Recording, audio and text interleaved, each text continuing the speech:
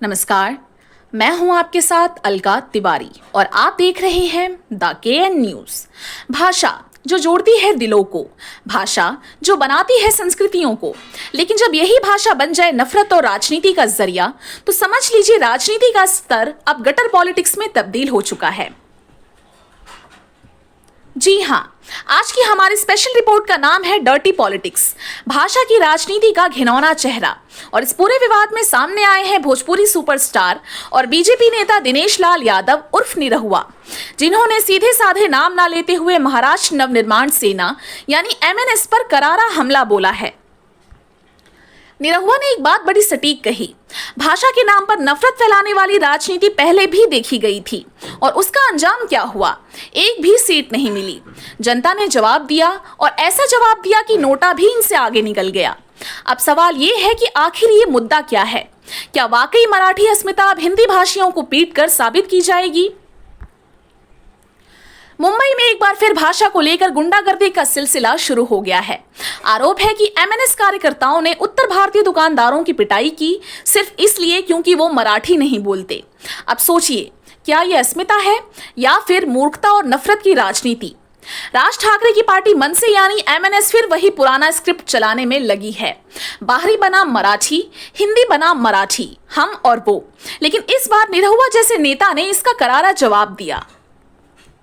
निरहुआ ने कहा, भाषा जब दिलों को जोड़े तब वो प्यारी लगती है। मराठी भाषा प्यारी है, भोजपुरी भी उतनी ही मधुर है। और अगर कोई व्यक्ति 2 या 3 भाषाएं बोलना जानता है तो वो उसकी काबिलियत है, कोई अपराध नहीं। उन्होंने आगे कहा, अगर किसी पर कोई भाषा थोपी जाए या जबरदस्ती कराई जाए तो ये गलत है, और अगर कोई ऐसा करता है तो वो डर्टी पॉलिटिक्स कर रहा है। याद कीजिए, जब मनसे ने पहली बार भाषा की राजनीति शुरू की थी, हिंदी भाषियों को मारा गया था, उत्तर भारतीयों को अपमानित किया गया था, लेकिन जनता ने क्या किया? साफ इनकार कर दिया। एक भी सीट नहीं मिली। और इस बार फिर वही स्क्रिप्ट, वही स्टोरी। अब क्या जनता को बेवकूफ समझा है? राज ठाकरे कहते हैं कि कोई भाषा किसी पर थोपी नहीं जानी चाहिए। अरे साहब, बिल्कुल सही बात है। तो फिर आपके कार्यकर्ता हिंदी ना बोलने वाले को क्यों पीटते हैं? ये क्या है? ये है दोगली राजनीति। एक तरफ संविधान का हवाला, दूसरी तरफ लाठी का इस्तेमाल। अब तो नया ट्विस्ट ये भी है कि 20 साल बाद राज ठाकरे और उद्धव ठाकरे एक मंच पर आ गए हैं, और जब मंच साझा हुआ तो उन्होंने इसे इतिहास कह दिया। राज ठाकरे बोले, जो बाला साहब नहीं कर सके वो फडणवीस ने कर दिया, हमें एक कर दिया। अरे भाई, सवाल ये है कि आप एक हुए क्यों? मराठी के नाम पर हिंदी वालों को पीटने के लिए या फिर सिर्फ राजनीति में अपनी प्रासंगिकता बनाए रखने के लिए? राज ठाकरे कहते हैं हिंदी गरीब राज्यों की भाषा है। क्यों? क्योंकि गरीब राज्य के लोग मेहनत करते हैं, क्योंकि वो आपकी तरह भाषाई माफियागिरी में नहीं पड़ते। हिंदी बोलने वाले लोग मजदूरी करते हैं, ऑटो चलाते हैं, टैक्सी चलाते हैं, इज्जत की कमाई से जीते हैं। और अब अगर वही लोग आपकी सत्ता की राह में खड़े हो गए हैं तो आप उन्हें बाहरी, गवार, गैर मराठी कहकर हटाना चाहते हैं। लेकिन अब जनता जाग चुकी है और इस बार सोशल मीडिया के जरिए हर गुंडागर्दी का जवाब दिया जा रहा है। लोग कह रहे हैं भाषा की लड़ाई नहीं चाहिए, रोजगार चाहिए, हम लड़ने नहीं जीने आए हैं। निरहुआ की बातों ने कई दिलों को छुआ है।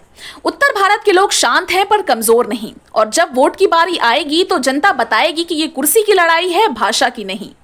तो सवाल ये नहीं कि भाषा कौन सी है, सवाल ये है कि नीति कैसी है। क्या हमें राजनीति की इस गंदी चाल में फिर से फंसना चाहिए या फिर एकजुट होकर ऐसे नेताओं को जवाब देना चाहिए? देश एकता से बनता है, नफरत से नहीं।